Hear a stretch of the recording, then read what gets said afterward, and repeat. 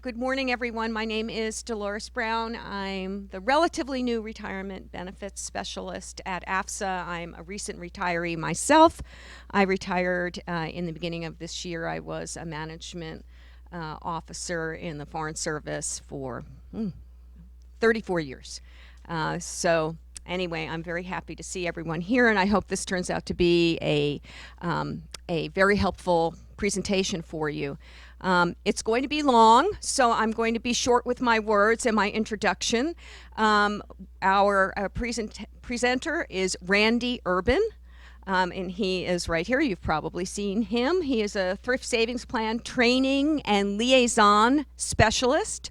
He's been with the Thrift Savings Plan in various guises and functions for over 24 years. And lived in New Orleans and worked at the National Finance Center for a while, doing various nitty-gritty kind of TSP work. And he is very generous with his time. I know his presentation says that it's TSP pre-separation, but there are going to be aspects of the presentation that will be applicable to other people who have separated, and we will have time for questions. I'd like to ask everyone to turn off their phones. And just to mention a few things, we do have we have one copy of each of the handouts that Mr. Urban gave us before he came here, but they're pretty big. So we didn't print out a lot of them. We've sent them to everyone who signed up. So for the printouts that are of interest to you, you can print at home. You may be interested to know that this is going to be recorded and videoed, so that in about a week, this presentation will be posted on the AFSA.org website. So if there's anything that you want to go over, or if your friends say, oh, I would have loved to go and see that, but I had something that I had to do, they can also just get it on AFSA.org. So with no further ado, let's welcome Mr. Rmd Rules.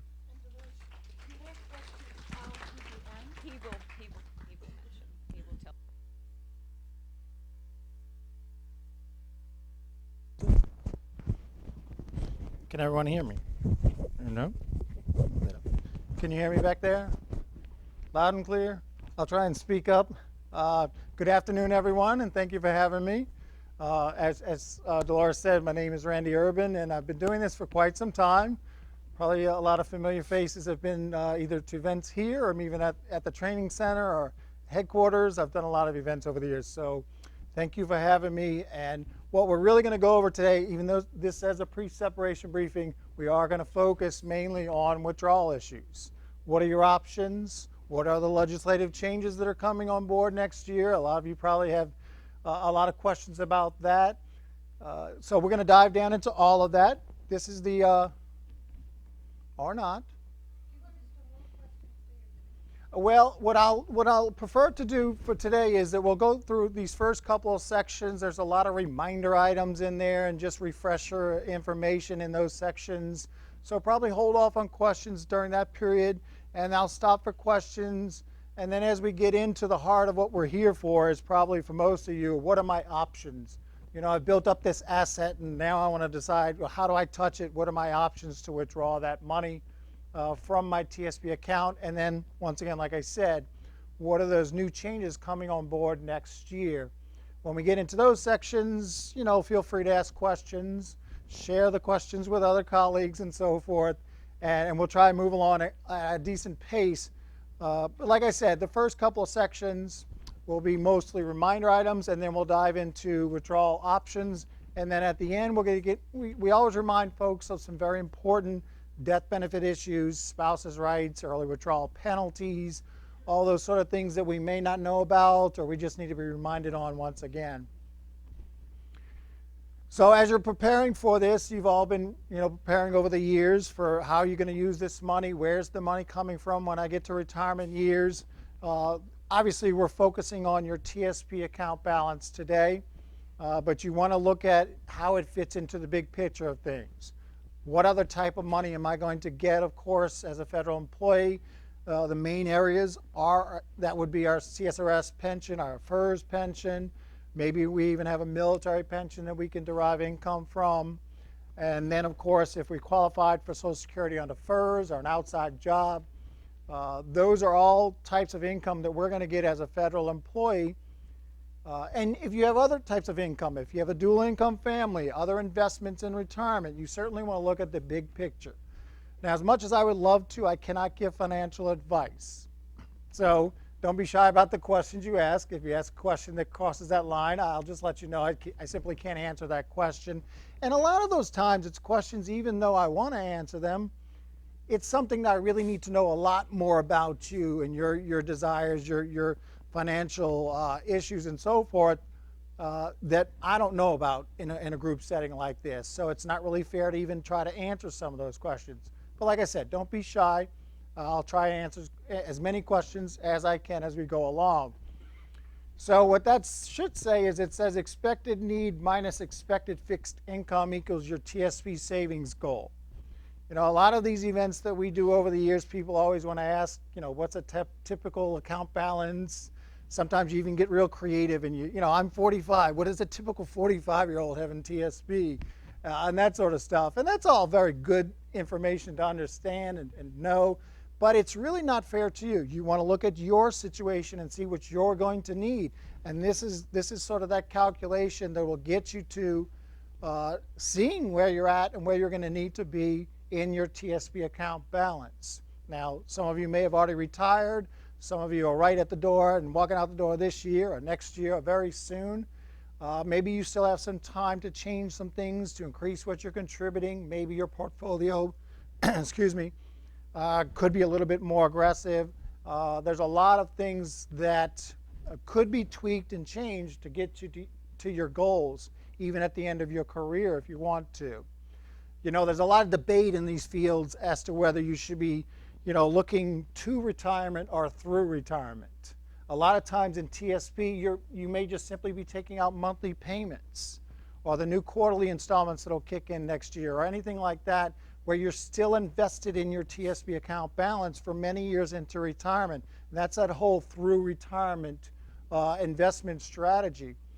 So maybe your portfolio doesn't have to be so conservative even into retirement. That all depends on what your risk tolerances are, and sitting down with a good financial professional or your spouse or somebody to help you with making those decisions. But this is a good sort of formula to look at the expected needs overall, subtract the fixed income items. And what are those? So the fixed income items are more formula based. So the pension, your Social Security, and you generally can get a very good idea of what that is as you get closer to retirement. You can get estimates and so forth to subtract from your overall needs. In other words, I'm shooting for replacing 70% of my income, or 80%, or 90% of my income each year in my retirement years. What are those goals for you specifically? So you need to take some time, sit down, and come up with those numbers for yourself. So just also remember that your contributions are annual limits, of course. So what are the limits for this year? We only have a couple of months left, so this year it's $18,500, and the catch-up is an additional $6,000 if you're at least 50 years of age or turning 50 years of age in that year. I actually turn 50 next year, so I can start my catch-up contributions next year. And I can actually start those ahead of time before I turn 50. I just need to get to that year that I'm turning 50. I become eligible for that catch-up each year. So those are aggregate amounts for the whole year. So just remember, a lot of folks, we find that nowadays we don't have percentage limitations anymore. Some folks will intentionally work into the next year, 3 or 4 months, and put in as much as they can and then retire. They do that intentionally. Or, just remember that as long as you're contributing, you want to try and get the full match if you're working throughout the whole year under the FERS side of things, if you're getting that match under FERS. If you have the opportunity to put into 2 plans in 1 year at the same time or at different parts of the year, just remember that $18,500, that $6,000, those are aggregate amounts. Those are limits for the whole year, if you have multiple employer plans. IRAs have different limits. A lot of folks make the mistake of calling TSP an IRA. We're not an IRA. What's the I stand for? The individual, right? We have almost 5.4 million participants in this plan. It's not so much of an individual plan, is it? So it's an employer plan. We're very much like a 401k, so we don't fit under IRA limits or IRA rules. We're actually a standalone plan. We're not even technically a 401k. We were created under the FERS Act in 1986, so we fall under that actual law. So just remember, these are just some reminder items, like I said. There's a lot of tools that are very helpful on our website. This is a list of 8 calculators. If you go to tsp.gov, we will focus mainly on the retirement income calculator down here. You can even use the ones at the top there. This one right here is showing the ballpark estimator. That's through OPM, and that does focus on those 3 sections: Social Security, your FERS or CERS annuity, and I know there's a foreign service, the 2 different pension systems there, but they're the equivalent there. So you can use these 3 sections, put in your information, and it will actually help you with showing you what those replacement percentages might look like for you now, and even projecting out into the future. So this is a really good starting point, or a good tool to use to sit down and get an idea of what things might look like for you. And like I said, the other ones you'll probably use would be the how much will my savings grow, and that's specific to your TSP and projecting out what your TSP account balance will look like into the future. And then, of course, like I said, this is probably the one everyone in here eventually will use, will be that retirement income calculator. Now that compares, I don't like to say compare, I shouldn't say it that way. It shows you what a monthly payment option would look like and what different scenarios would look like under the life annuity if you choose that option. So it does give you that idea of, hey, I need $1,000 a month. I'm going to use this much from my TSP account for that. How long will that money last? You have to do a little bit of an estimate in there, of course, and you're still invested, so you have to put in estimated rate of return. So it's a little bit of guesswork, a little bit of an estimate, but it'll give you an idea based on the numbers you put into it what that's going to look like for you. Just remember also, if you're getting a match, under any system that provides a match, you want to make sure you're getting that match every time you get paid. Now, like I said, if you intentionally want to work a couple of months into the next year and just really sock it in there at the last second, well, then you're doing that on purpose. You're not so much concerned about getting the full match throughout the year. So, but otherwise, you want to make sure. So the 18.5, in this scenario, 26 pay periods. Unfortunately for Ed, he reached the limit in pay period 20. That's fine if that's all he's working. But if he's working throughout the rest of the year, then he's going to miss out on a match for all those pay periods. He always gets his 1%. That never stops. So he's not going to miss out on that. But he probably would have been smarter off going like Susan over here and spreading it out throughout the entire year. And in these scenarios, you're looking at about a $720 difference in matching money. Now that doesn't sound like a lot of money, right? $720. But that money's going into the account. It's starting to work for you. It's starting to grow and compound over the years. And that $720 could turn into thousands of dollars of a mistake. So if you're still working, make sure that you're spreading out and doing at least 5% every time you get paid. You don't want to miss out on any matching money. If they're going to give you that money, don't leave that money on the table. Take that money. If you have an outstanding loan, when you get to separation, obviously best case scenario, you don't have to deal with outstanding loans. You get to retirement, and that's not an issue for you. But this is the first thing you have to deal with, and you'll be notified in the letter we send to you that says, hey, your agency just sent a separation code to us. You're separated in the system, but you have an outstanding loan balance, or balance is. You have now a 90-day window by IRS rules to continue making personal payments on that loan. So parts of it, all of it, if you wish to do so. After the 90 days, the loan will tax out as a taxable distribution. It'll become taxable income for whatever balance is left. So a couple of things in there. You can pay parts of it off during that 90 days, all of it. You can simply wait the 90 days, let it become a taxable distribution.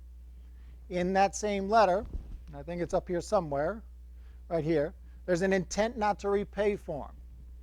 And it simply gives you the ability to say, I'm not paying any more on that loan, go ahead and tax me out. Let's speed up this process, because like I said, you have to do this first.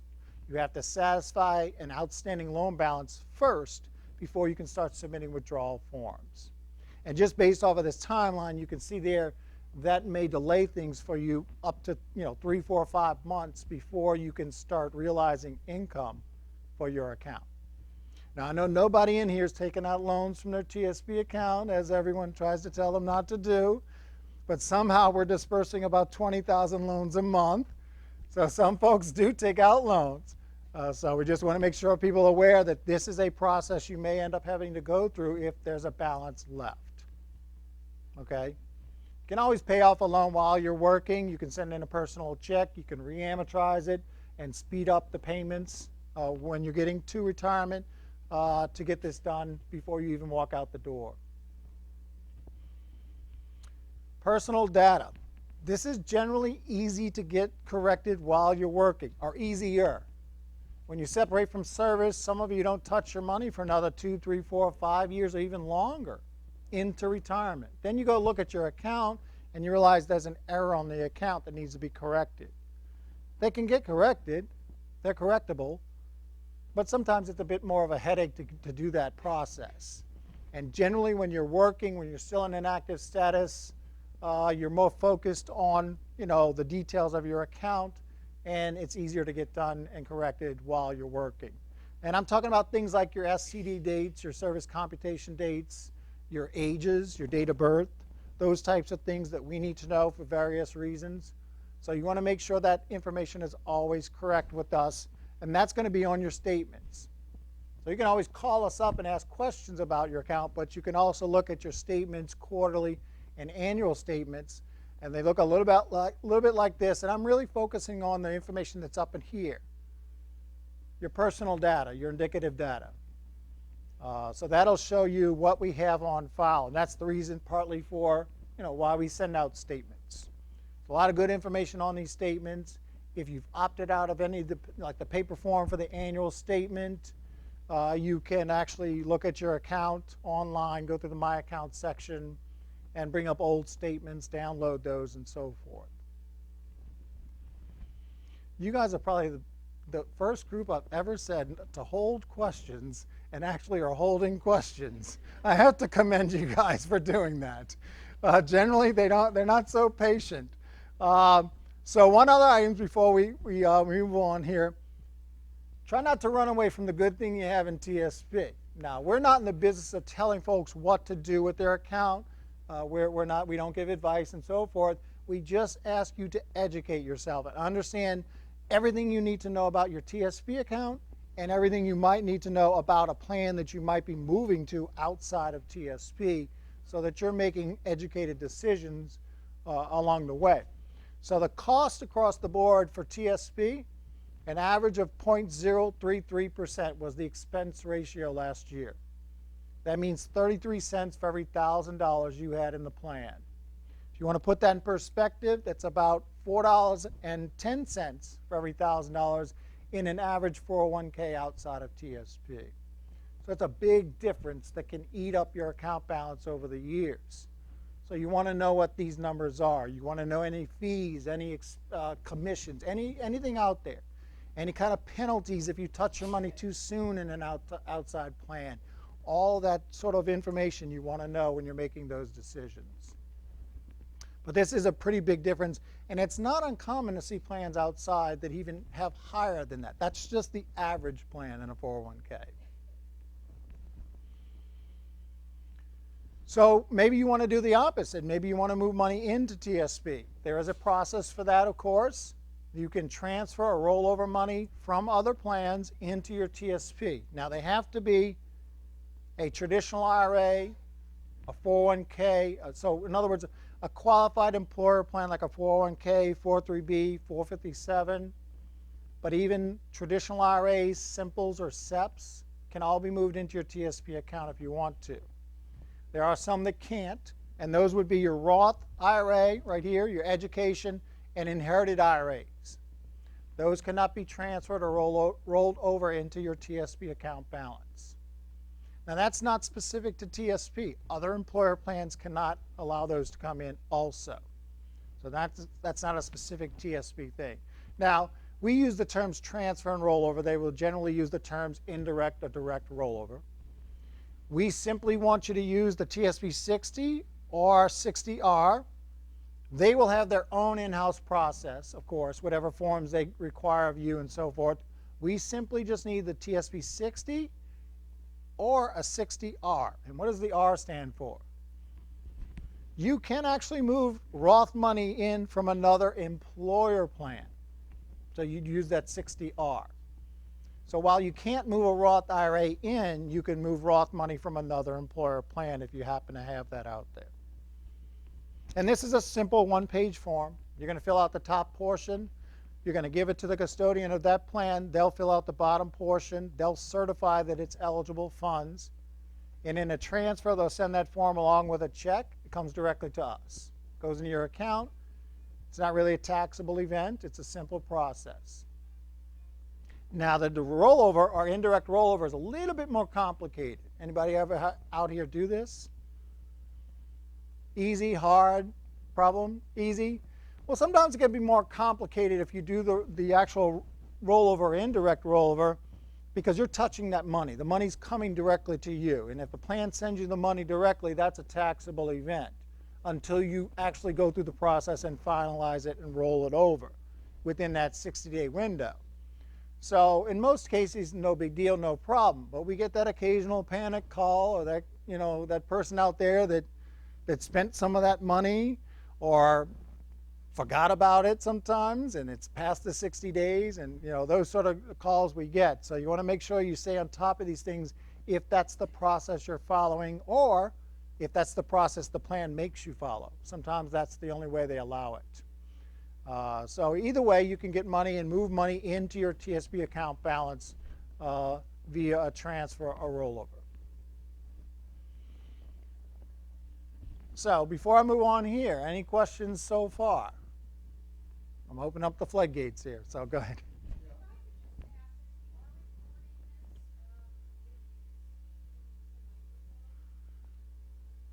Well, I'll try to repeat the questions if you want me to do that too, but if folks want to come to that mic. Yeah, I have some funds in an IRA, and now I might consider putting it into the Thrift Savings Plan. Now, my Thrift Savings Plan is composed of several different funds. How do I get a chance to designate where it's going to go when it enters? So that's a really good question. So the question is, if I'm going to transfer funds in, like we just talked about, from an IRA or another plan, how do I direct where that money goes? In other words, which funds that would go to? Now, the easiest thing to do would be your contribution allocation that you have on file. You always have one on file. That tells us where new money goes into your account. So if you wanted to go in a certain way prior to that money coming in, you'd want to change that contribution allocation on file with us. So let's just say, and keep this simple, let's just say your allocation is 100% C fund. So, and that's the way you want it to go in. So you just leave it as 100% C fund, and that's just waiting for new money to come in. Any kind of new money, a contribution, a rollover, a transfer in, a loan repayment, anything that comes in the future goes in by your contribution allocation.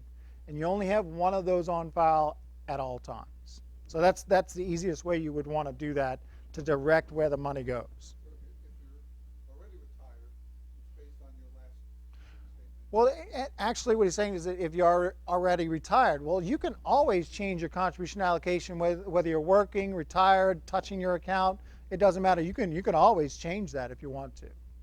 So yes, sir. Yeah, I have a question about that 90-day window. It's not retiring September 30th. Is it 90 days from September 30th or 90 days when I get the letter from? So when does the 90 days kick in? So we'll get notified of your official separation date, and that'll kick in your 90 days. So we generally get a SEP code in within about a pay period or two. We get it in pretty quickly. So then you have a 90-day window once you're officially separated from that separation date. So that would make it 2019, So what did you say your separation date was? this Sunday, September 30th. So yeah, you'd be going right into the beginning part, well actually right to the end of the year, basically. So if we're notified now, like I said, it takes a pay period or two before we're officially notified. We generally,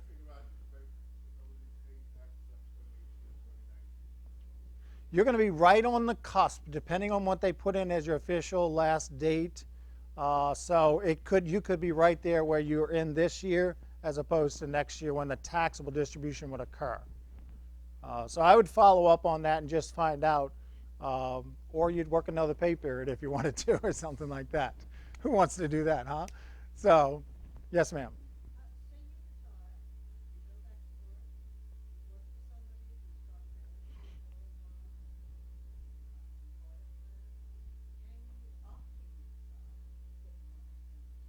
You can. So the question is, after you retire, separate, you go to work for someone else, they have a plan that you can build money into, a 401k. Can you then move that money in even though you're retired, or even touching your account as monthly payments? And the answer is yes. If you went back a bunch of years, the answer would be no, but a lot of those rules have changed recently, where it doesn't matter whether you're working, you're separated, or even if you're touching your account and taking payments out. As long as you still have an account with us, you can transfer rollover funds into your TSP account. Thank you, Beverly. You made the comparison with 401k. If you're retired and you've got a financial advisor and you've got a lot of money in an IRA, your financial advisor typically will say, why don't you roll that TSP into the IRA? Where, of course, he can manage it. But that's my question.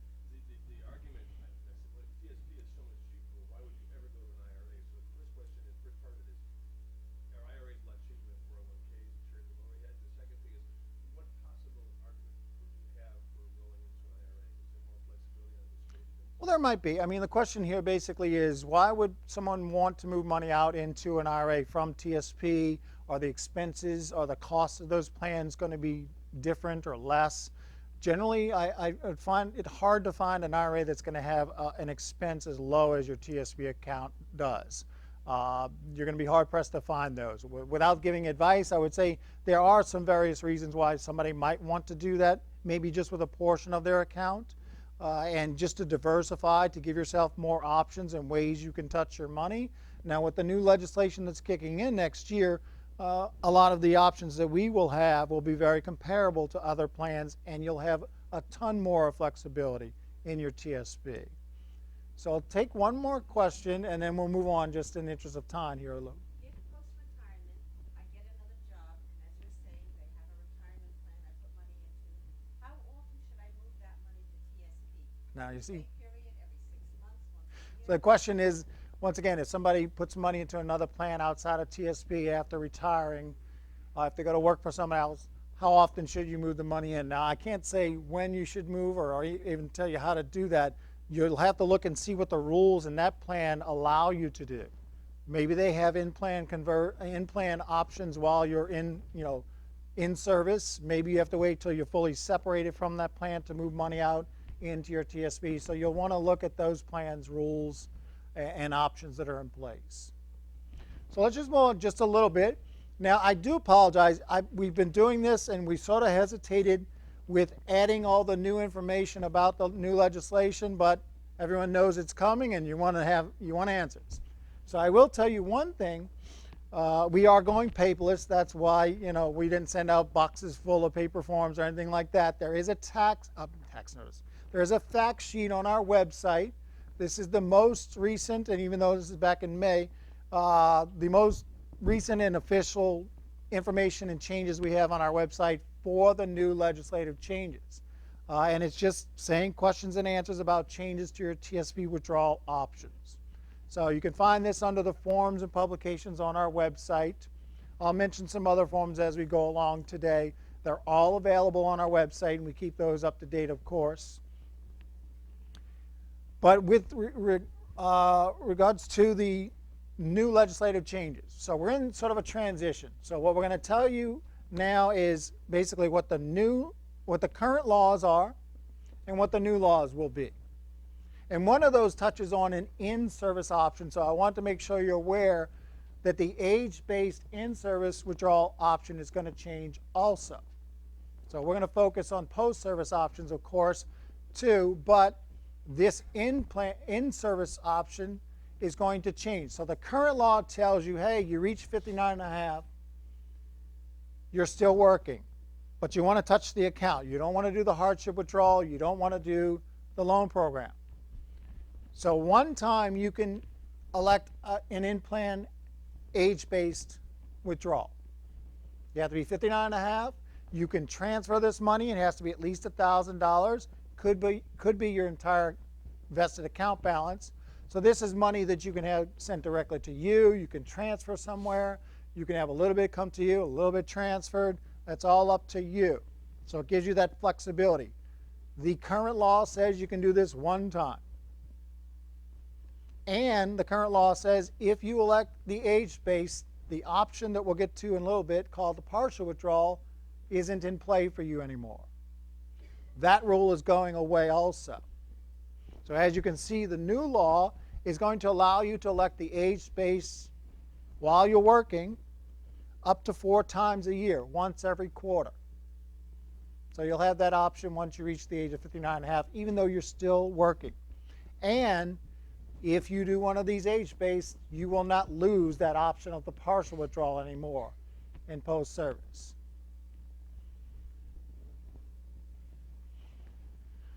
So let me just get to this slide. I'll come back to that other one. That's my favorite option of all, actually.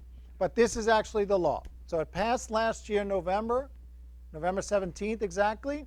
Law requires that we get this implemented fully within 2 years.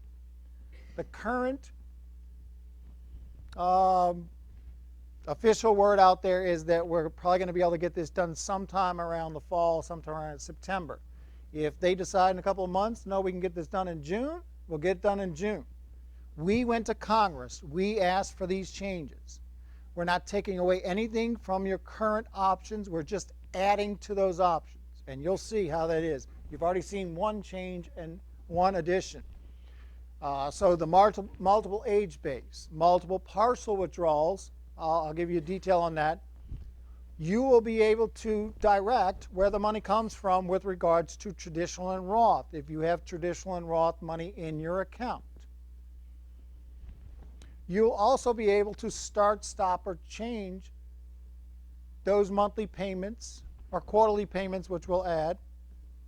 So if you're doing a monthly payment, you'll be able to say, hey, I don't really need this right now. I want to stop those payments. I'll restart them later on. So that's a big change. You'll be able to change the amount throughout the year if you want to. No more waiting for windows or anything like that to make those types of changes.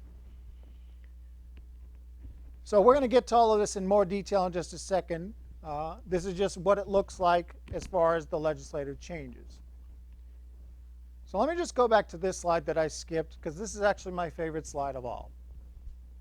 A lot of folks don't believe they can just leave it alone. They think that somebody told them, hey, I got to touch this money. At a certain age, the law says you got to do this, this, and this, and they've been, told incorrect information. So the only thing that kicks in is when you reach the Rmd years, and we're going to dive down into this in some detail too. So when you reach the age of 70 and a half and you are separated, there are required minimum distribution rules. Those are IRS rules. Prior to that, you don't have to do a thing. Leave it alone. Let it continue to grow. When you need to start touching that money, then go ahead and do it. So if you retire at 56 or 60 or 62 or 65, 67, whatever the age, you don't have to rush in there and touch it unless you really need to start tapping into that money.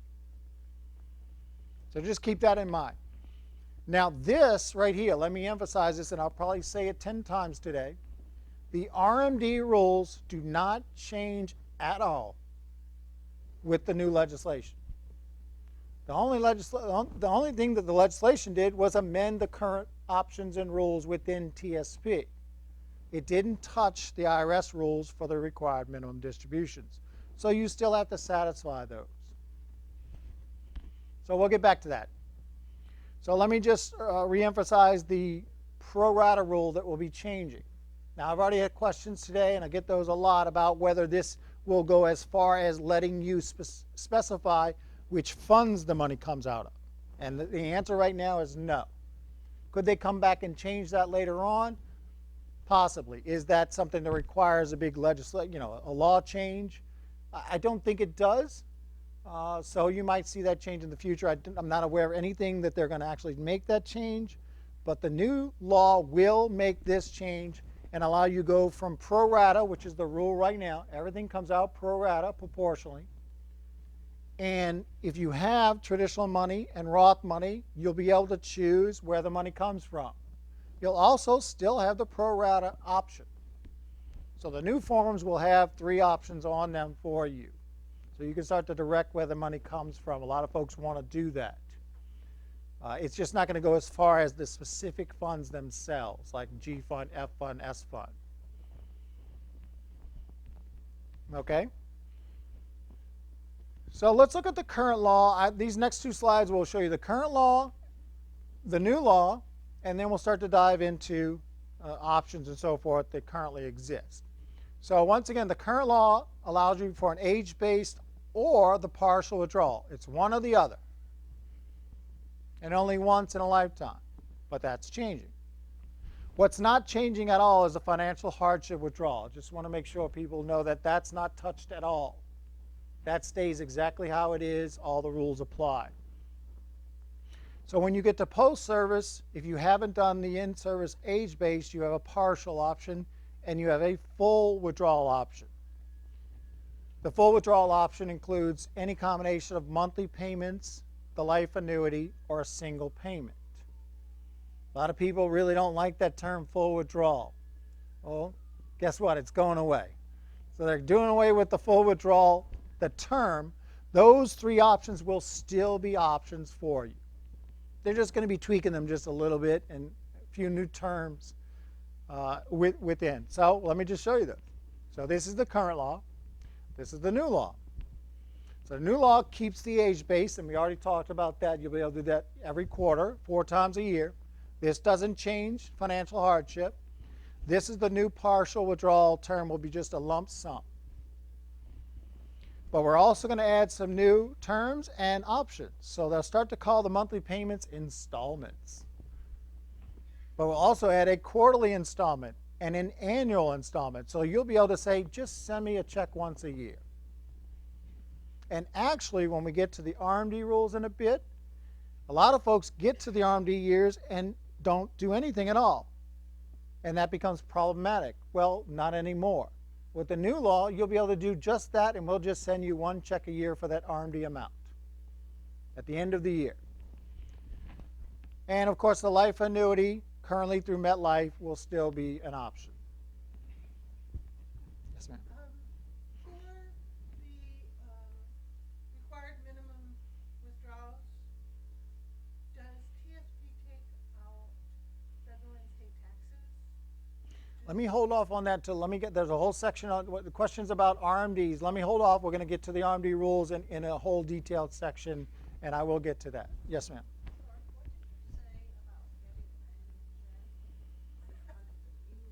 Under the new law,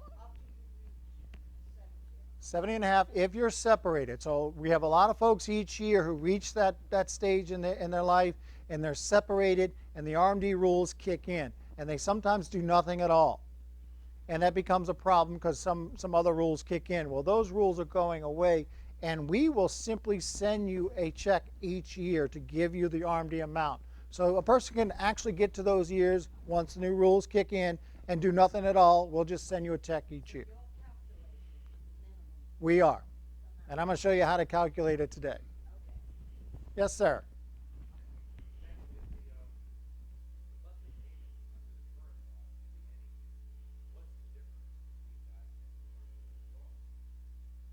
I'm going to show you that in just a second. In fact, I'm going to do it right here. Yes, ma'am. The letter, if you're saying you'll just send us a check for the once a year if you do nothing, will that be in That check would, So I guess, will it be issued on December 1? So I have it for, it'll actually go out at the end of the year.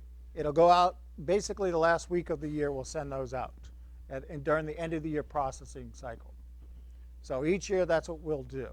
I'll get to the RMDs in just a bit, and we'll give you a little bit of a timeline and show you exactly how that might work for some folks. So the partial withdrawal is your first basic option when you get to post-service. So you're separated, we've dealt with any outstanding loans. What are my options now? So the current rule says, hey, you can do this if you didn't do that age-based while you were working. And you can only do it one time. That's going away. The new rule says, we don't care that you did the age-based, you can still do this. And you can do this every 30 days if you want to. So sort of to the question that was asked a moment ago, why, what's the big difference here? Well, the thing about this is this gives you the ability to set up monthly payments or quarterly payments or even an annual payment. And from time to time say, every now and then I need, for whatever reason, a chunk of my account.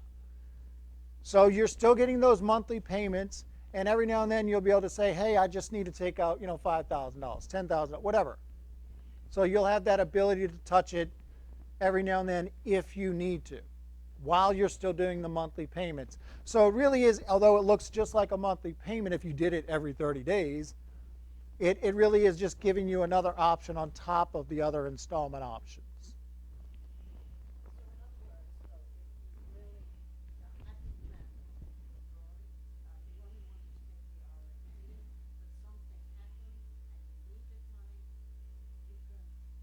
Yes, so the question is if I didn't want to withdraw anything, and even though I'm getting that RMD amount each year and I've reached those years and I still haven't elected anything, if I still on top of the RMD amount, every now and then I want to touch part of my account, can I do that? And the answer is simply yes. So it's a big change. And that's really what this is all about, giving you that access when you need it and sort of how you need it, of course.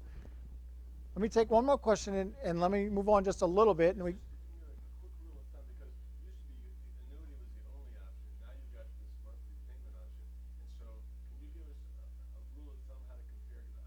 An annuity you're buying into insurance, so it never ends. So you're essentially taking less per month in exchange for having it go on until you die, as opposed to a monthly payment that goes out until money runs out. Is that Well, the question is about sort of comparing what a monthly payment is as compared to an annuity option. Let's just move on just a little bit, and we'll sort of answer those questions as we move along. That's why I'm sort of holding off on some of the questions. Yes, ma'am. On the timing of these changes, just to clarify, so under the law, the latest they would come into effect would be They would legally, the law says we have to get this fully implemented by November 17th of next year. The current progress shows that we should be able to get this done by the fall, by September, maybe even earlier, if things move on quicker than we expected. So we're trying to get this on board successfully and correctly as quickly as we can. Let me just give you a few other heads up while we're talking about this. Some of the forms that you're used to, like the TSP 70 full withdrawal, the 73, the 78, the 79, different types of forms that we have, all of those are going away, and you'll have a newer series of 90 numbered forms, like a 99 and so forth. So a lot of the forms are being consolidated and recreated to work with the new changes. So that takes a lot of work and a lot of things that have to happen and so forth. So let me just move on to the partial withdrawal option. So this is the current rule and the current full withdrawal option. Of course, you have a single payment, a life annuity, and the monthly payments. I'm going to touch on these all in just a second. When the new law kicks in, the term full withdrawal goes away. The number TSP 70 form, full withdrawal, that goes away also. Newer forms will be introduced, like I just said, and the new options for the installment payments will kick in. So this is basically, you're still going to have the life annuity. You're going to have the monthly payments. You'll always be able to do the single payment and You'll be able to do the partial withdrawal every now and then. So all of those will still be in place. So let's just talk about those. On the form right now on the TSP 70, this is for folks that probably, if you're going to touch your money this year into next year, this is your current option. So A, B, and C on the form. A is a single payment. That's easy, right? I want to take part of my account out. I want to take my whole account out. I want to transfer it somewhere. I want to have it come to me, or a part of it transfer and a part of it come to me. You have all of those options. In fact, you could take it a step further. If you have traditional and Roth money, you can transfer the traditional money one place and the Roth money somewhere else, or have the traditional money come to you and the Roth money goes somewhere else. So you have those options within this one option. Because remember, if you do have Roth money, right now it's coming out proportionally or pro rata. So that's option A. Option B, not a lot of folks choose. It's not for everyone, and yeah, we rarely get more than a couple thousand of these processed in any given year, and that's been throughout our history. This is a true annuity. This is a life annuity. We don't even provide it. Their money leaves TSP and goes to MetLife. That's the current contractor. They've actually had the contract all along. So now you're going to choose. You're going to choose a single life, or you can do a joint life with either your spouse or another survivor. Basically, that's someone who's dependent on your income. They have a reasonable expectation that you are alive and helping pay for their needs and so forth. So you're going to choose one of these three, and then you'll choose the features. So, of course, if you do the survivor or the spouse, then you're going to have to do the survivor benefit, 50 or 100%. They all offer a level payment. Some of them offer increasing payments that will increase based off a consumer price index. They all offer a cash refund feature. It's probably one of the more important ones if you're going to do this.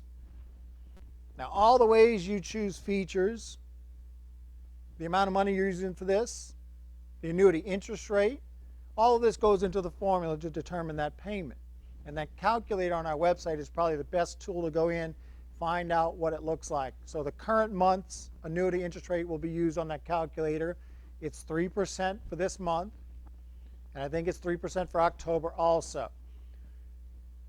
So it will build all of that into what it's going to show you and what the payments will look like for you. Now, this is a life annuity. It is a fixed rate annuity too. So the annuity interest rate that is set for that month, if your annuity goes out that month, it'll use that one, and it's a fixed rate for the life of the annuity. Once this disperses, you can't change a single thing about it. So it's, as it says right here, locked in. So you choose the type, the features, the amount you're using for it, and you're locked into this one. You'll then start receiving payments from MetLife.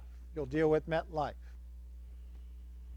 Now, why is this one sort of important to understand? Cash refund feature.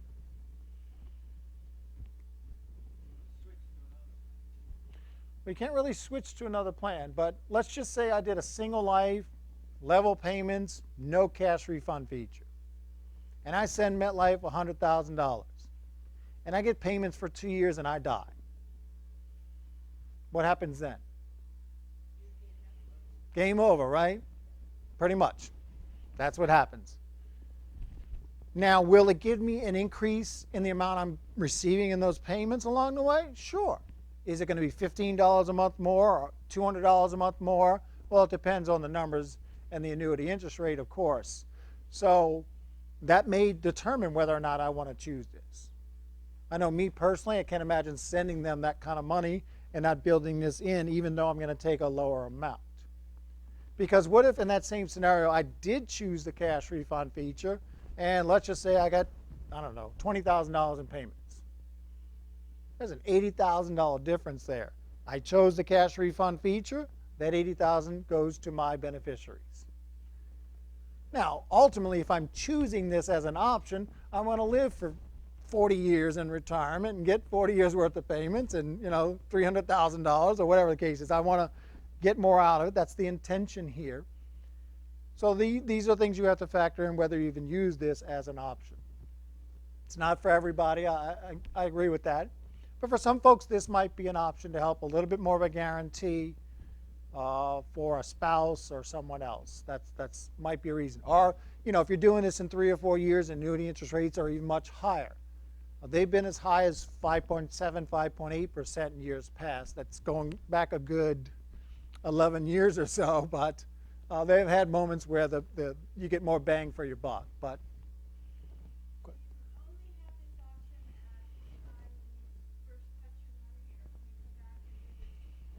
that's a great question. The question is, do you only have this option at the time when you do this, or can you come back later for that?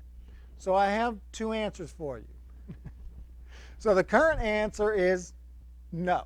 If you don't use this right now in the full withdrawal, you can't come back to it later. But that's changing. So the new law will allow you to say, you know, I didn't use that life annuity, but I still have money in my account. So maybe you're doing monthly payments or whatever. You still have money in your account. And I still want to use that option. So the new law will allow you to go ahead and say, yes, you want to go ahead and use this option. As a matter of fact, somebody asked me the other day at an event, what if I do it once and I still have money in my account? Can I do it again later on for a second annuity? I haven't been able to find anything that says no to that. I don't know quite why you might want to do that many annuities with this one. You can always do other annuities outside, but that might be a possibility. Yes, ma'am, way in the back.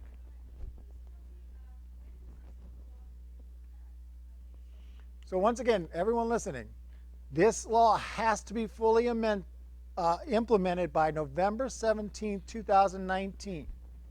The current progress we're on shows us that we should be able to get this fully implemented by the fall, by somewhere around September of next year. Maybe even earlier if we progress even faster than we thought. Oh no, we're not going to do this as a transitional. It's all going to kick in at one time. Yeah, I mean that's basically because it's just touching so many areas and so many forms and so forth that we really don't have the capability to do it in stages, but we're going to do it all at one time. Yes, ma'am.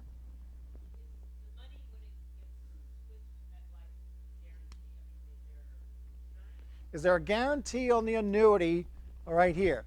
There is not a guarantee on a federal level, but every state has a guarantee on a state level. So there are different limits depending on what state you're in. Well, then it's insured on the state level up to a certain amount, whatever the various states, whatever that state's guarantee is for that. But yeah, so yeah, you run that risk. There is a risk involved to that, of course. Yes, sir. So when you buy the annuity, that is not a taxable event, and then when you get the money, it's just regular tax, ordinary income tax on it. Right, and so the question is, basically, when does this become taxable? Is it when you purchase the annuity up front or afterwards? It's going to be afterwards. So you're going to start to get those monthly payments. And then, of course, whatever amount you get in that year, that'll become your taxable amount for that year. So now, since you brought that up, there's a very good tax notice on our website. In fact, we have about 5 or 6 tax notices on our website that help you with various things. And they all look like this. They're all purple and white with a lot of good Q&A sections. I guess you should stand in the light over here.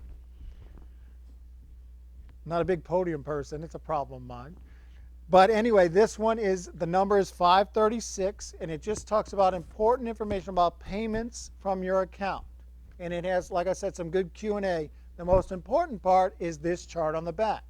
It lists all the ways you can touch your money in TSP. You just choose what it is, go across. It's going to tell you what type of payment that is. Is it a periodic payment, an eligible rollover distribution? What type of payment? What are the withholding rates? Are those withholding rates mandatory? Can I decrease them, increase them, waive the withholding? So that this will answer those questions for you. And you want to get this from our website. We keep this separate from some of the other booklets because this tends to change a little bit more often, the information. So this is one of the best ones. Now, it's important information, tax information about payments from your account. You're looking for TSP 536 is the number. Well, we only deal with federal. So the question's about state or federal. We only deal with federal. We don't report to states or anything like that. So that's all. You know, if you have a city or a state tax, that's you know, up to you as far as. So if you get a withdrawal, so. You're not going to withhold for state taxes or anything like that. You have to separately withhold the state taxes if they exist where you live. Right. You'll have to account for state or city taxes outside. Yeah. So let's move on just a little bit. Option number C, A, B, and C, of course, is probably the most commonly used one. Well, maybe the single payment too, but fixed dollar amount, so you get to set it yourself, or you can let the system calculate for you. So what are the two big differences between these? What are the concerns you should be aware of?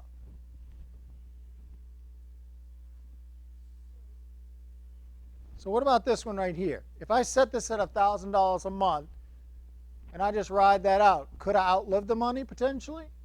Yeah, certainly.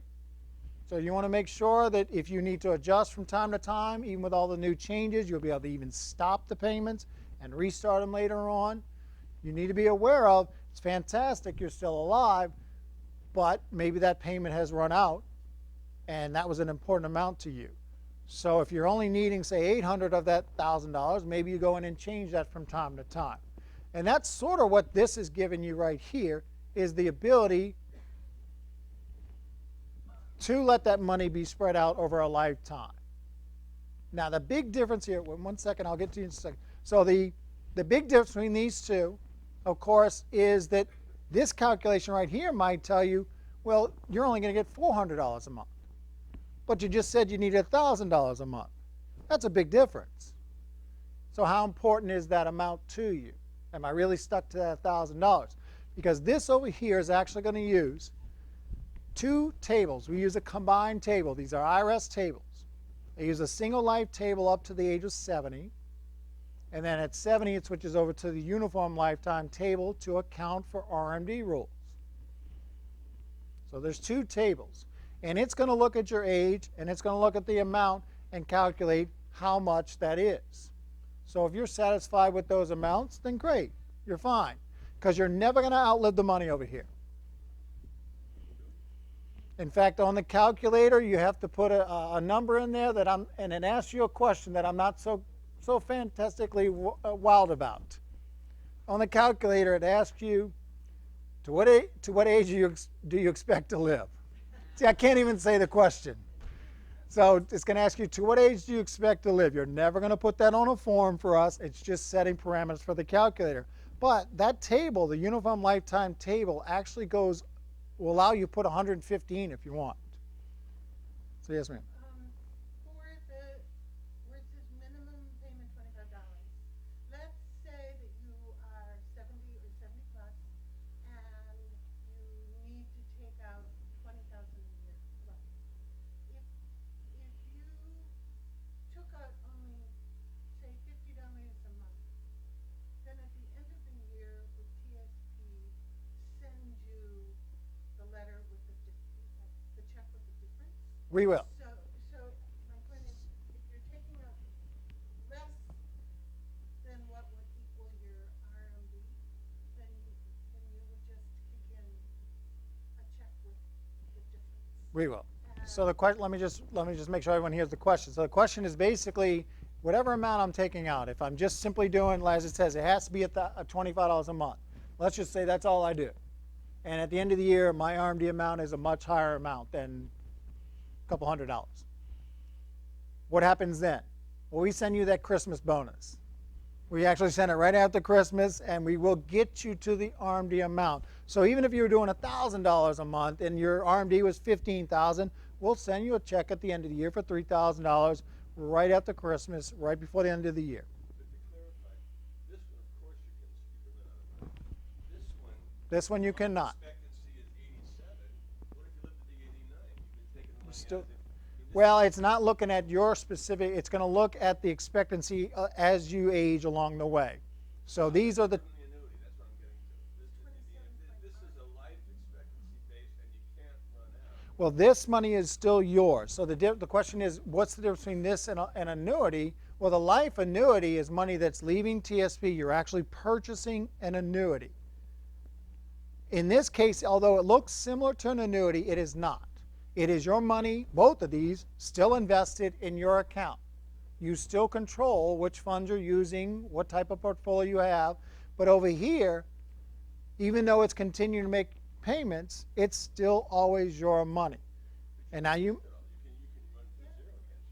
can't run this to zero unless you'd have to live a pretty long time. Because even at, I think I'll show you the chart in just a second, even at the age of 115, it's like 1.9 as a divider. But they're still, and that's exactly what this is designed to do. This is designed to continue spreading out the money throughout the years. So you might only be getting $20 a month, but you're going to get something. But every year it recompetes kind of thing? It does. That's exactly what it does. This will look at your December 31st account balance the previous year and your age and those charts, those tables, and it will determine what the amount is for your payments that year. So it will continue to recalculate it as you go along. Yes, sir.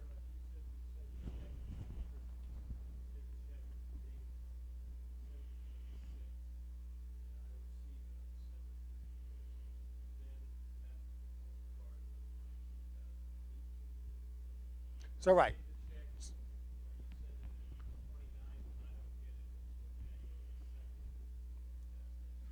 So the question is basically about the Rmd or the extra check we'll send during that year at the end of the year. That's why we do it at the end of the year. The date on the check will be during 2018.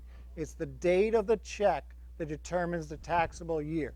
So that's why we do those as part of the end of the year processing cycle right before the end of the year.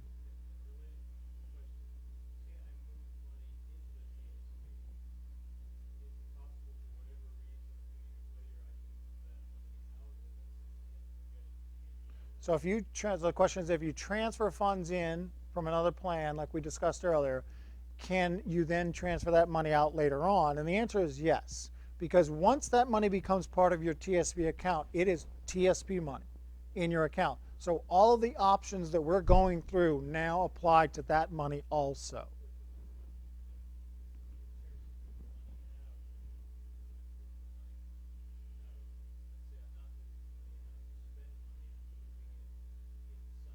Another plan. Mm-hmm.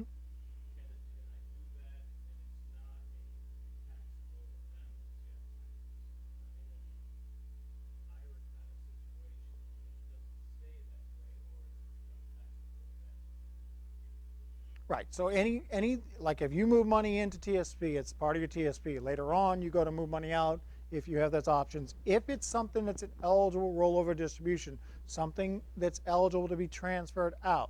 And that's why you want to get this chart in this form, because it'll tell you what those are that can be rolled over to another plan or transferred. So, and you will be able to do that with that money because it just becomes part of your overall account balance.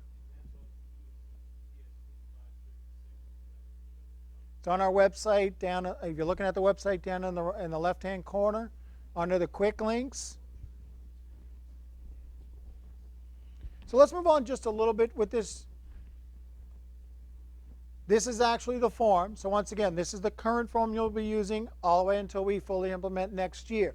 These are the three options we just went through, and this will be a true mixed withdrawal. This will be somebody using all three options. If you put anything in C, of course, you got to start over here and tell us a fixed dollar amount or compute my payments and let the system calculate those for you. This would be, and we already put the 100% on the form for you, by the way. I'm only saying that because you know the number one mistake that people make on this form? The numbers don't add up to 100. And did you know some people actually will cross this out and write their own number? I'm not making this stuff up. This is true facts. These are...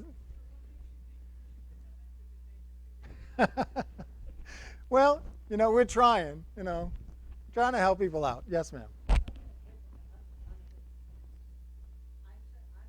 and a half. So I want to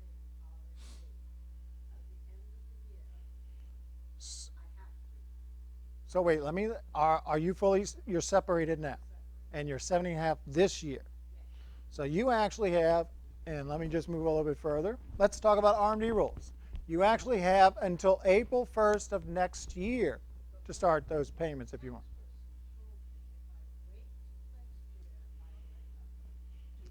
Right. So let me go through the Rmd rules, and maybe this will answer some of the questions and hands popping up. So it'll help. So the current rule, and none of the Rmd rule changes. Just remember that. But we used to, up until now, we required you to submit the TSP 70 form by April 1st of the second year and start your full withdrawal. That is going away. But that doesn't mean the Rmd requirement for that first year goes away. It still exists, okay? So all of this stuff is going away. Moving your money to the G fund, abandoning accounts, all of those processes are going away. Those are internal TSP processes that we had to do. That is all going away. What I mentioned earlier is if you want to do nothing at all, we'll just send you the Rmd amount each year. Okay? Once we fully implement next year. So let's just look at this a little bit more detail. So if you're separated, you turn 70.5. By April 1st of the second year, your first year Rmd amount has to be satisfied, has to come out.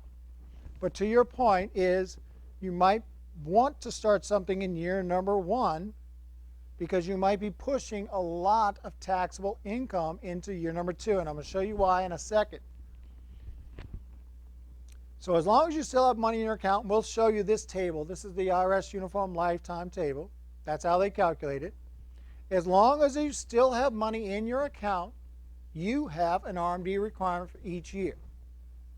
Now, if you zero things out, that no longer exists. A few other things I need to tell you about Rmds too.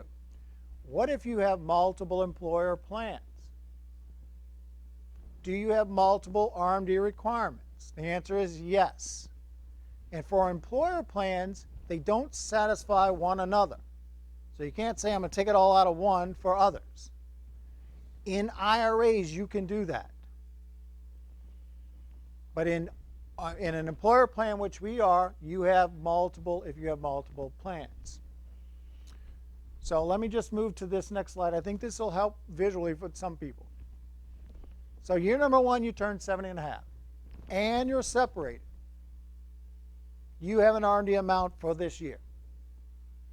Year number 1's amount doesn't have to come out and be satisfied until April 1st of year number 2. But like I just mentioned, you might want to start something here. And many of you do. Partial withdrawals, monthly payments, you're doing different things that are satisfying part of this or all of this. The reason why you don't want to do this and wait, potentially, is because the rules change in years 2, 3, 4 going forward. Now the Rmd amount has to be satisfied by the end of each year. So that's what we're getting at, is you're pushing taxable income here into this year with another amount that has to come out that year, and depending on the amounts, that could bump you up into another marginal tax rate or what have you. Yes, ma'am. Okay, so next year, though, given that you'll have new law implemented, You can. I will not have to fill out that form. I will just get a check. Well, what we're going to do, the good thing about it is what's going to happen for folks here is that this year we already do this. We send out the first one. So in your case, we'll send you that first year's Rmd this year if you want to. If you want to wait and let it go into the next year, you can. You don't. We're going to send you year number 1s. We always did that. But since the new rule changes, we'll send you this one the first time, and then your Rmd amounts will come out each year annually without you doing anything at all. If you're okay with pushing that money from year number 1 into year number 2.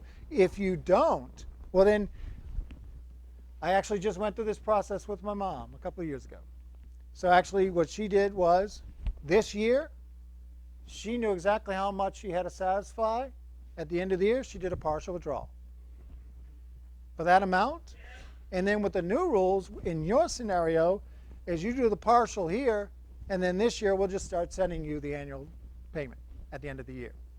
Now, with regards to what my mom did too, since she already started her monthly payments last year, next year she can stop those payments, and we'll just send her the annual payment.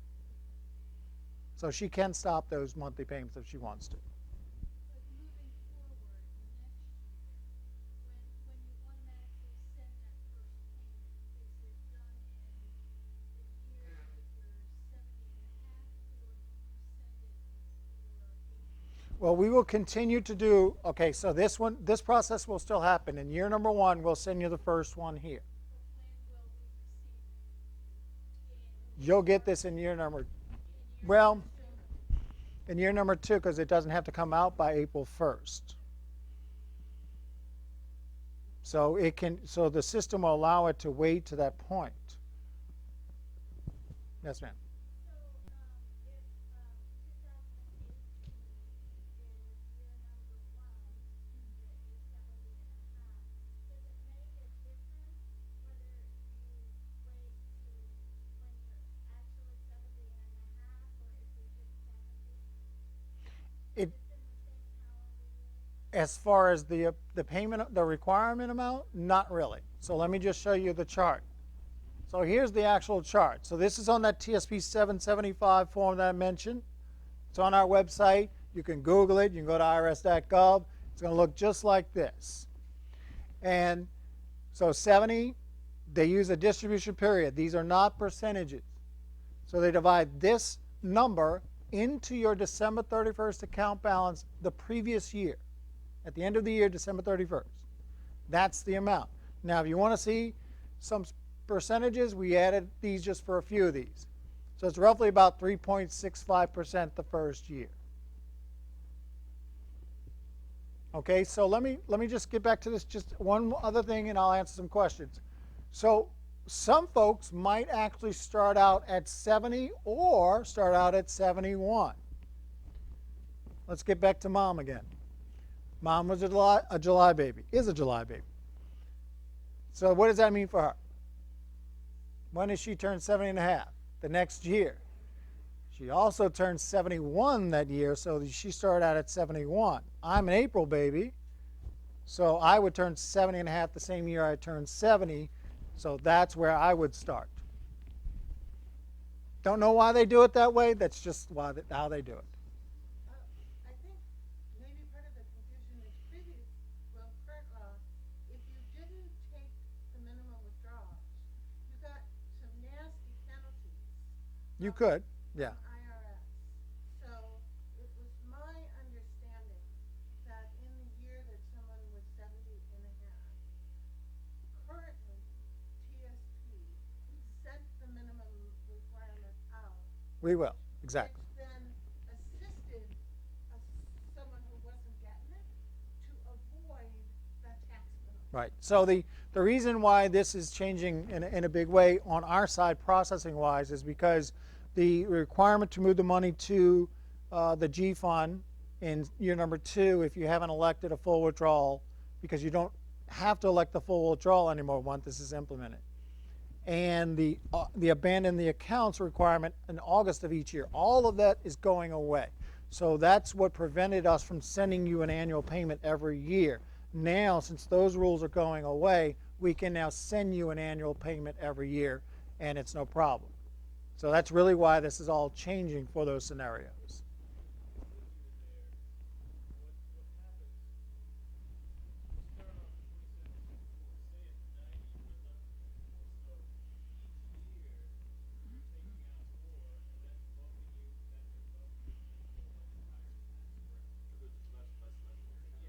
It could. I mean, let's face it, the idea here is the design for this is not for you to leave money for relatives or anything like that. The design here is to draw down your account.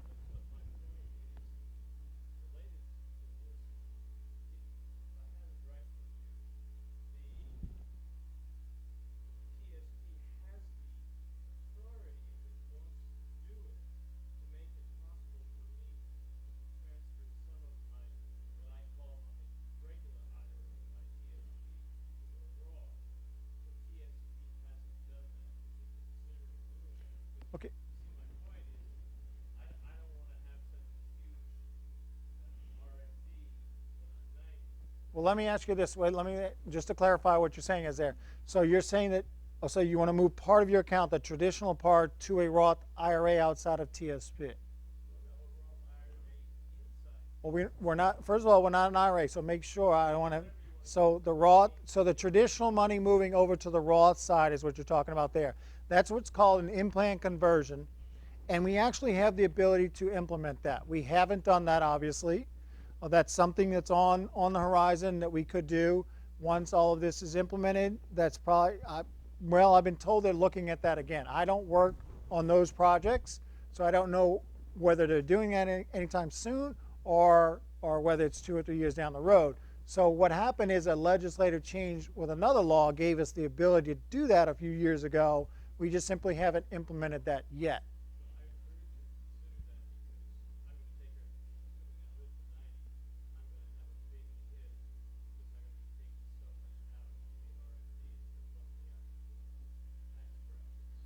But the problem is that, see, under that scenario, well, I will tell you this much. Let's just, to end this part of the conversation about that, it's not, like I said, it's not something you can do as of yet. But even when it kicks in, first of all, you're going to have to pay taxes up front because it's going to be like you transferred it out into another account.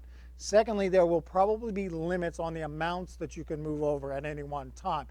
Beyond that, I don't know any of the details that I could even discuss. And simply right now, I don't have the answers because it doesn't exist. So it is, like I said, it's something they could implement next year if they wanted to, depending on. To clarify this for this question, you're drawing money out, so even though as you get older your percentage goes up, it's a percentage of a smaller amount, so your net payment. Well, it depends. You're still invested in the plan. So how well is your account doing as far as your investments go? So I get what you're saying, yes. Well, yeah, but okay, the money that's left Right. is earning, but still you're drawing down every year, and it's earning, but that's as you draw it down, it's earning a little bit. Right. And then your percentage is going up, so it doesn't. So it's a tax decision. For some folks, it's a tax decision. You'll have to decide what works best for you under your situation and your balances and so forth. Let me move on just a little bit here, just so we can get some things in. We'll do a lot of Q&A afterwards. So these are the forms you'll use for these different processes right now up until next year.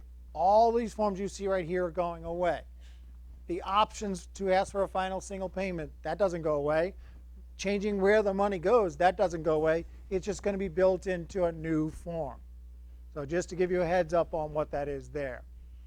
So the retirement income calculator that I mentioned earlier, it actually compares both the life annuity with the monthly payment option side by side. I don't know if I left. I didn't. So it's going to actually ask you for information. You're going to put the information there, and it will spit out what the different monthly payments will look like, how long they'll last you. And then, of course, if you put in any information about a spouse for the life annuity and that sort of stuff, it'll build that all into there. So I encourage you to really go in and work with this calculator and get an idea of what that looks like.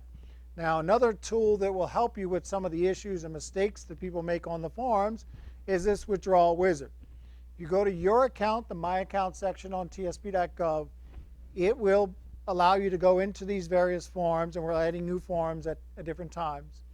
And it will pre-fill the forms for you, put information. You still have to print up your forms, get signatures, and send those in. So just remember that. Can this calculate your RMD? No, this is not going to calculate the RMD. You're going to have to basically calculate that on your own. Yeah. Yes, that's the easiest thing. Just fine. If you have to call us up and ask what your December 31st account balance is, and they'll give that to you, and then take that distribution period, divide it into that, and there's your RMD. It is that simple. Don't overcomplicate these things. It's not that. Sure. How long do we take to process? Well, let's just say separation codes are in, we're not dealing with any loans. When a form comes into us, we do not do future payments. So we don't hold forms. We process as quickly as we can. So the company line is 7 to 10 business days, but it really can happen sooner than that, or if there's errors and so forth. But it really does happen pretty quickly. Those payments start going out. In fact, since you brought that up, try not to recreate our forms. In other words, write little notes on the form, or, like I said, cross out things and things of that nature. If you can do something, generally there's a spot on the form for doing that process. And they don't always get kicked out if you write neatly in empty space, because the computer's looking in other areas. So just a heads up on that. Let's talk about a few things that you may already know. Make sure you fill out forms completely. If it asks for a signature, put your signature.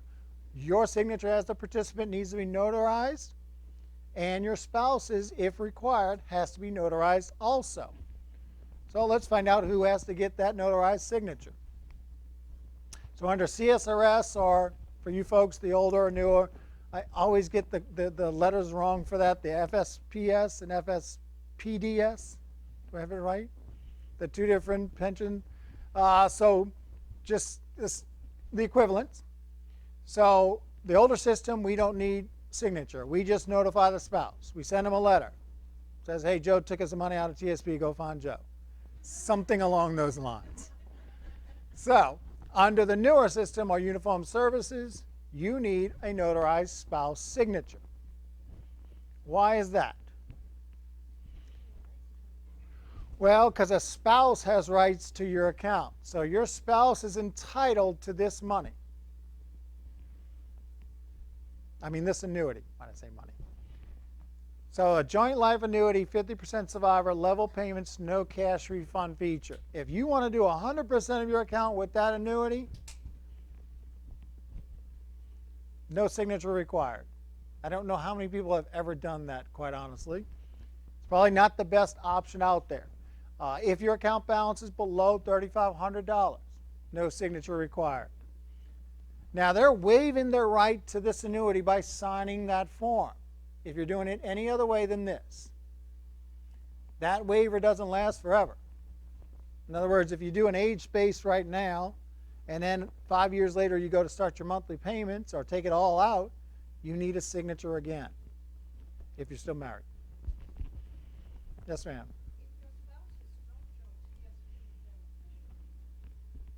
Doesn't matter. So the question is, if your spouse is not your TSP beneficiary, doesn't matter. And I'll get to beneficiaries in just a bit. So I do want to come back to this slide just for a moment. There is a process, in all seriousness, if there's a serious situation where you can't get the signature, our legal team will look at that and see if they can waive that requirement. If it's a whereabouts unknown or some very exceptional circumstances that apply, you're going to want to submit the TSP 60. That U is for uniform services. You want to submit as much supporting documentation that you can possibly submit. Let the legal team review it, and they can see if they can waive that. They don't waive a lot of them. So, and if you have, we get all kinds of frivolous stuff in for this. I can tell you all kinds of stories about what people have sent in, from she ain't getting my money to, just all kinds of bizarre things that people have submitted as documentation. You're just sort of wasting your time. It has to be a legit circumstance. Shows what you've done to locate them, what other people can vouch for you, police reports, all that sort of good stuff. Yes, ma'am.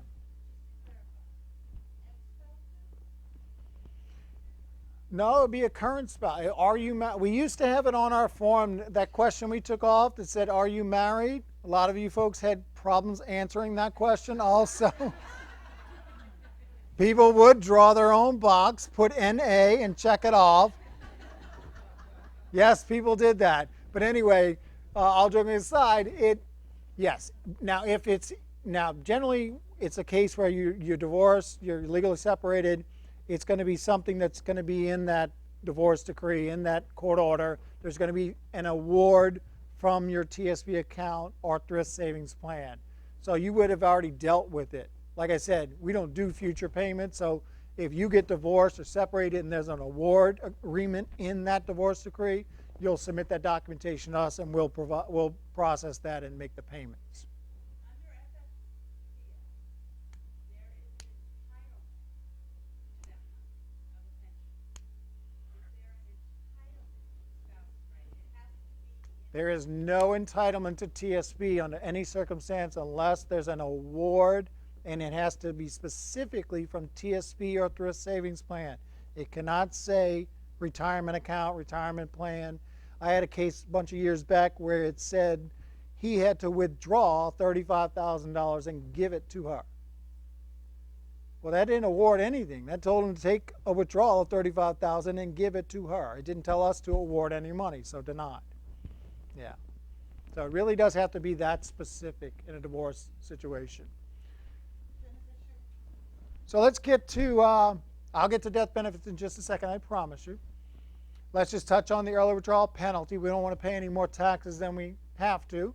This is a penalty on top of taxes owed. Now this list you see here is all the exceptions to the rule. The first one is you're at least 59 and a half or older. No penalty.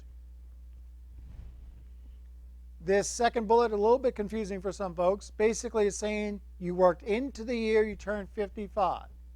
Federal job, worked into the year, turned 55. Or if you're in a public safety employee position, they dropped it down to the age of 50 a few years ago. It's mostly law enforcement, firefighters, air traffic controllers, those types of positions. We don't determine those. You'd have to find out with your agency whether you're a public safety employee. Now you would, we have a new P code on the account, so you could call us up and see if there's a P code on there. Now the other exceptions are the monthly payments based on life expectancy that we just talked about earlier, the life annuity, the MetLife, that annuity, court order for divorce, child support, child abuse cases. These are all exceptions and not penalized. Death cases, Bpa accounts that we'll talk about in just a second for spouses, and then medical expenses and disability cases. We don't determine any of this. This between you and the IRS. You'll have to submit additional documentation, whatever they require for that sort of stuff, and ask for waivers. So it doesn't fit anything in here, then it's a 10% penalty on top of taxes owed. So just keep that in mind. It will apply. Questions about this? So actually this is a little bit of an excerpt from this. So all these lump sum distributions and monthly payments that are expected to last less than 10 years, these are considered eligible rollover distributions, and you can transfer these or roll over. If they come directly to you, the withholding is 20% mandatory. Now here, 10 years or more are the life expectancy. Sorry about that little glitch there. These are not something you can transfer or roll over. And the default is as if married with 3 dependents. Now this you can see you could actually decrease or waive the withholding. Just remember, tax withholding doesn't mean taxes owed. That's just withholding to cover potential taxes that you may owe. And these are IRS requirements. So these are the requirements for different types of plans that they require us to withhold. Sometimes mandatory, sometimes you can increase, decrease, or waive the amounts. Yes, ma'am. If you took out a little too much, you'll transfer that money back to you, the excess money at the end of something? If you took out a little bit too much as far as the withholding goes? Yes. Oh yeah, exactly. So if they're doing the 20% mandatory, in these cases, you file your taxes at the end of the year, you get the 1099-R from us. You may owe more than 20%, or you may recoup some of that if you owe less, you know, if you've taken enough taxes out or other things and so forth. So yeah. Is there a form to, like, for monthly payments for more than 10 years so that you can reduce so you can actually increase the amount of withholding? So there is. Now the question is so yeah, the question is there a form to change this amount? Well, the form I showed you earlier, TSP 78, is the maintenance form. So if you're already getting payments and you want to increase the withholding or decrease the withholding or change where the money's going to, that's the form you would use. Now the newer forms will all have that built into those forms also. So there'll be newer forms that you would use if you want to change withholding along the way. Now when you initially start the process, there's sections for withholding that you can start out at a certain amount too. So if you want to In this case, if you want to decrease or waive it, or here if you want to even increase it to a higher amount, or whatever the case is. Because if you're single, that you'd be way under withholding. Right. I mean, this is the default. The as if married was with 3 dependents is a default. It is basically the bare minimum in that case. Saw a few hands pop up over here. Yes, sir.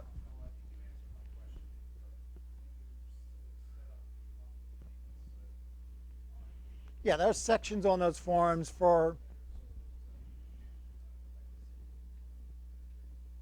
Exactly. Yes. Yes, ma'am.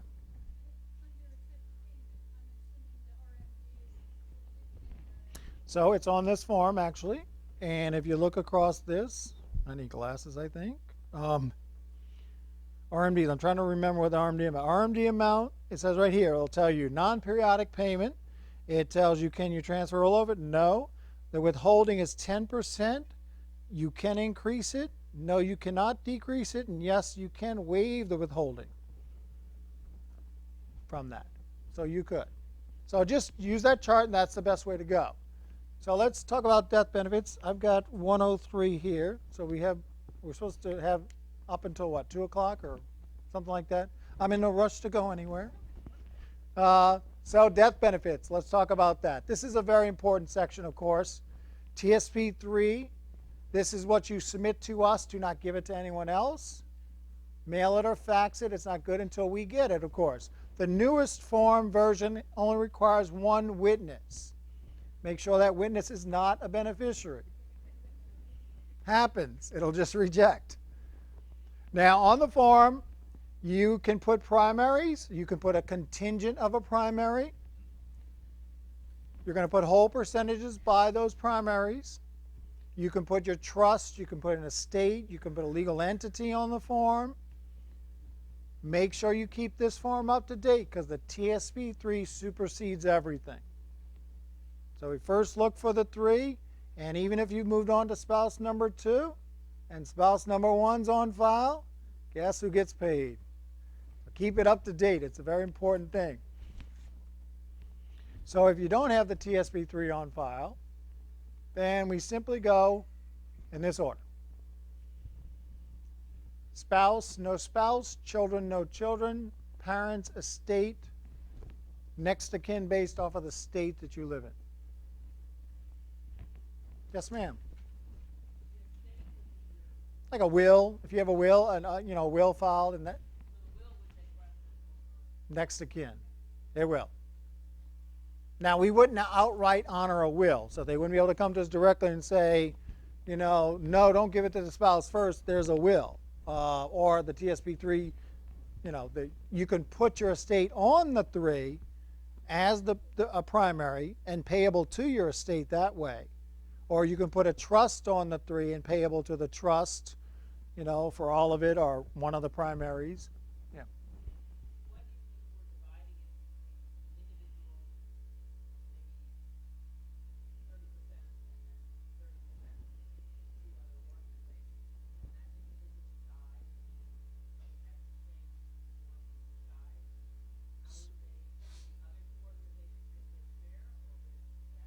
They would. So if you had, say, an individual and then whatever, 2 other entities as primaries, well, we'd first obviously look to see that there was a contingent of that primary. If not, then we would pay out that portion to the other 2. Yes. And that's a good one to understand, too, when it comes to children, because it does get a little bit quirky with children. So let's go back to that scenario, but let's make all 3 of those primaries one of your children. And one of them predeceases, you don't update the form. Well, same scenario happens. We look for a contingent, no contingent. If not, then it goes to the other 2 children. But what if we were going this way and there's no spouse involved? And we go directly to children, and you have 3 children and one of them predeceases you there. In that scenario, then we look to see if that child had children of their own, because that portion would go to those children by representation. So it is a little bit different depending on which path we're going down. Yes, ma'am.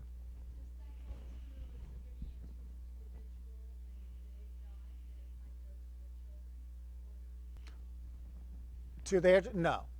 No scenario like that that I'm aware of. You know, unless you name their children as a contingent on the TSP 3. So, yeah.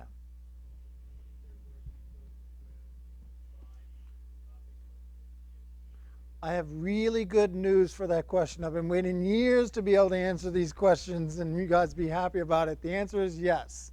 Earlier this year, we finally kicked in. You can go to your account on the website and see what's on file. You can always call us up, call that thrift line, speak to a live person by hitting 3, and they'll assist you with that. But you can actually go directly into your account and see what's on file. I've been waiting a long time to be able to say those things. Yes, ma'am, way in the back.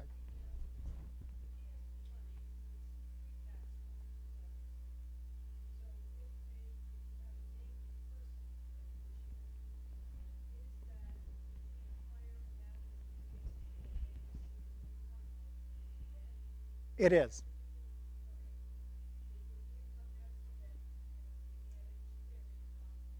It would. It would be considered income in respect of a decedent to that person, but they would be now if you had Roth money in there that was considered qualified, then they would get the benefit of that qualified Roth money and not pay taxes on the earnings.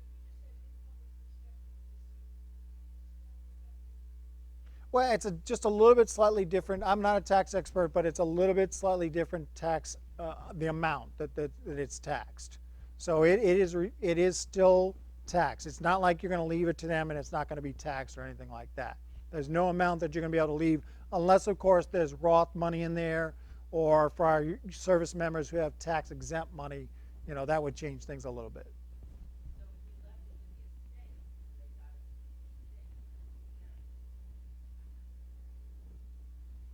They're still going to pay taxes. There's really no way around this. You're going to pay taxes. Somebody's going to pay. Either you pay while you're alive or your beneficiaries pay afterwards. So let me just go on just a little bit further to how they get paid out, who gets paid out, and I'll answer the questions. The Bpa accounts. How many of you heard of these accounts? Beneficiary participant accounts. This changed a bunch of years back. A spouse can actually leave the money in TSP as their own account. Only a spouse. So if you leave part of your account, all of your account to your spouse, they don't have to take it all out. They used to have to do that. They can leave it in. They have withdrawal options much like ours. They can designate their own beneficiaries. They can move money around. They're still invested in the plan. They can't put any new money into that. So they can't transfer funds in. They can't roll over money in or contribute to that account. Now, they do have Rmd rules for this. All of these types of plans have Rmd requirements, but the formulas are different. In this case, they're using the age of the deceased TSP participant and the beneficiary, the Bpa account's age, to determine how much and when they have to. So they eventually will have to start at least meeting an Rmd amount themselves. But they won't have to take it all out like they used to have to.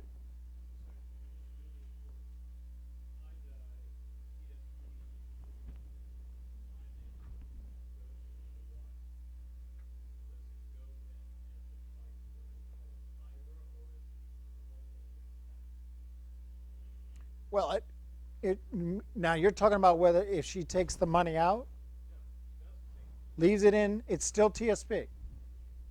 Yes. Not until she starts touching it.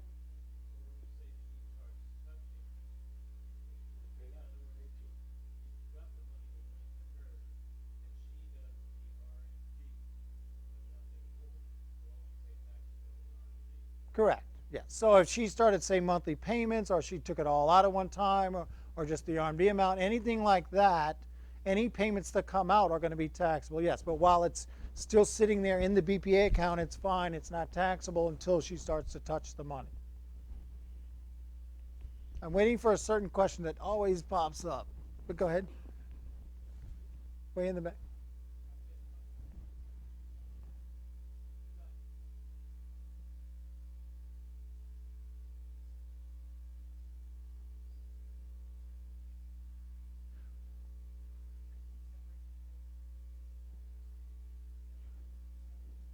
Well, the question is about separation codes and whether or not you have to do anything to let us know.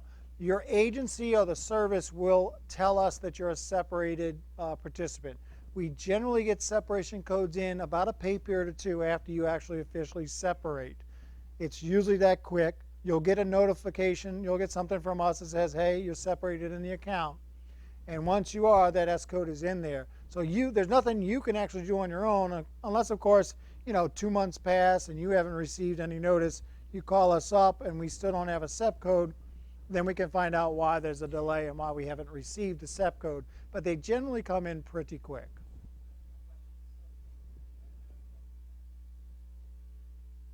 So you have a SEP code on file. You'd be able to look at your statement, your participant statement, or you could just simply call us up, hit number 3. You can do it right now up till 9 o'clock tonight, and you'll be able to get a live person. They can just verify what's on your account. Yes, sir. So if you are the owner of a BPA, you get married, what are the rights to that stuff? So the question is, if you are a BPA and you get married, are there any rights to the BPA account with regards to a new spouse? There are none. That's a beneficiary account that you received. Your new spouse is not entitled to anything. Now, the one question I'm waiting for is, what if you both have TSP accounts? And now you end up with a BPA account and your regular TSP account. What happens then? Well, you can leave them alone with regards to whether you want to combine them. You can combine the BPA into your regular account. Only spouses can do that. But as far as new spouses and those kind of things go, same thing applies. Beneficiary participant account, otherwise known as your spouse. We gave him an official title, I guess. I do not know why they came up with that title, but I was around when that happened. Now, just for information, we could spend hours on this slide alone. I'm just showing you this, and I don't know if they sent out the slide set to you guys or anything like that. It's in there. It's just really information because a lot of folks don't understand that, hey, there's BPA accounts, there's other employer plans, there's IRAs. What about the differences when it comes to a successor beneficiary, or early withdrawal rules, or spousal rights, or Rmd rules? Well, here they are. So in a BPA account, what happens to them when they die and there's still money in there? That goes to their beneficiaries as a lump sum. That's the only option. They don't have any other options, the beneficiaries. So in that case, maybe if they move the money out into, say, an IRA or something, then the beneficiaries from that account have more options. They can then move that money out of that into an inherited IRA, which they can't do directly from TSP if this BPA passes away. So that's just one of the differences out there. Yes, ma'am.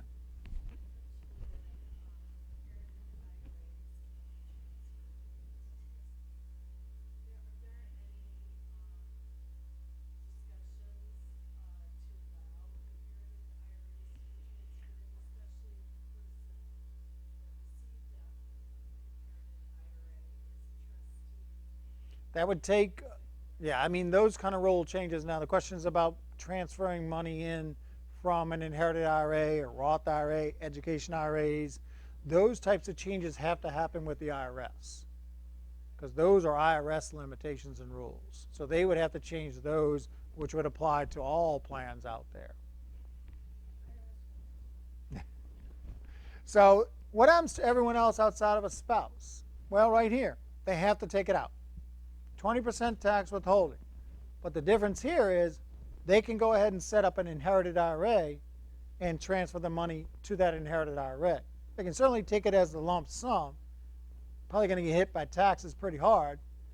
But instead moving it to an inherited IRA, they're going to mitigate the big tax hit. Now what will happen is they have to start touching that money the very next year.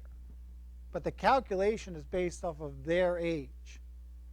So just for an example, 24-year-old gets $100,000. Has to start touching it the very next year at 25, but it's only $1,720. Remember, this is invested in something. It's going to get earnings. It's going to build over the years. So this is probably a route that some folks can go to mitigate the big tax hit. Now, I am not an inherited IRA expert by any stretch. So you want to go to someone who provides these, get follow-up on it. The caveat to these is you can't set them up ahead of time. They have to go set them up. So this 24-year-old would have to choose to do this. So, but it's a very good tool to mitigate the big tax hit and build for a while. So, if I did my job well, then we've answered most of these questions here. You've reached your limit. No, I'm just joking. Go ahead. I'm just joking. No, I love coming to State Department. I've always loved coming out to the training centers over. You guys are one of the best groups that I ever go to because you never sit quietly. And really, honestly, that's the best crowds to have. It challenges me. It keeps me on my toes and so forth. So, yes. But I want to go back to two concepts that you shared with us. Fast forward to November 2019. So we're in the new rules. Okay. All right. And so we can wait and have TSP send us a check for our required minimum withdrawal if we're 70 and a half. But if we do nothing and think you're going to send us a check, yay. Is there any way to change the withholding on that automatic dispersal? And the reason I'm asking that question is because for single people, if you did an automatic check at the end of the year, and it was married with 3 children, it would be significantly under withheld, and the IRS penalizes you a lot. Well, what you're going to want to do, yeah. So I'm just trying to understand if you opt for the automatic when it kicks in under the new law, whether there's a way to still adjust the federal withholding. There is. So the question is, of course, you're getting the single payment, the annual payment. So your RMD amount in those years. Can I adjust for the withholding? Can I change that, increase it, what have you? You can. So on the form, now if you're the person who does nothing at all and it's just happening, you're not telling us anything. So you'll actually have to go in there and tell us, I just want the annual payment. And so if you want to adjust the withholding amount, in that scenario, you're going to want to tell us, I just want that annual payment and I want to adjust the withholding. Now, we have the 78 form for adjusting withholding. So it's my understanding we're morphing that into the consolidated forms. So you'll have to do it that way. Now, if we create another form like the 78, you could go in there and tell us, hey, I just want a different withholding amount from that, but you're going to have to say from that annual payment. So the new forms will come out and those processes will kick in and you'll be able to tell us you want more withholding or less withholding or whatever the law allows. Yes, sir.